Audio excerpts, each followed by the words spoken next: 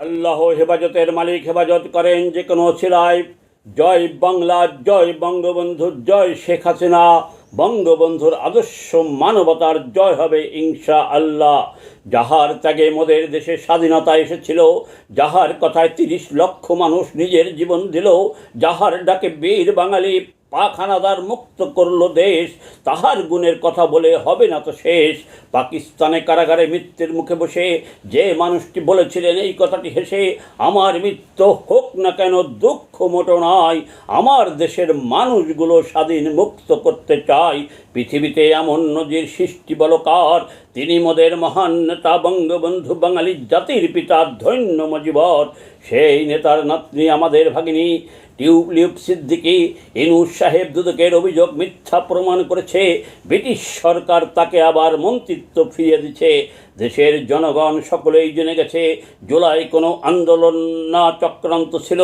সাধারণ ছাত্র জনতাকে ধোঁকা দিয়ে বোকা বানিয়ে চট্টগ্রাম ডিভিশন এনজিও মার্কা সরকার গঠন করে ধান্দা চান্দা ধোঁকা দুর্নীতি বিভিন্নভাবে লুটে পুটে খাচ্ছে শেখ হাসিনার হাতে গড়া সাজানো গোছানো বাংলাদেশ। তাদের চক্রান্তের সব তথ্য নিজেরাই ফাঁস করেছে। জনগণের আবেগ কেটে গেছে, জনগণের এখন বিবেক জাগ্রত হয়েছে। সবাই বলিতেছে আবার শেখ হাসিনাকে চাই। ঘরে ঘরে বাংলার প্রথম হাতিয়ার বাস রেডি আছে, একটি ডাকের অপেক্ষায় আছে জনগণ। সমন্বয়ক পাকিস্তানি রেখে যাওয়া রক্তদের দেবে গণধোলাই। পাকিস্তানের সাথে কিন্তু বাংলাদেশের বর্ডার নাই, পালাবে কোথায়? ভাগ আসে না যখন আসিবে, বাপ বলার সময় পাবে না। আমি গোপালগঞ্জের পোলা, আমার কথা ৮০ টাকা তোলা।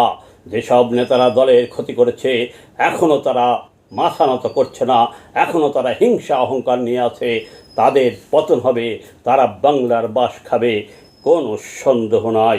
ধোঁকাবাজ নেতাদের পতন চাই, ভালো নেতাদের মুজিব আদর্শের স্যালুট জানাই।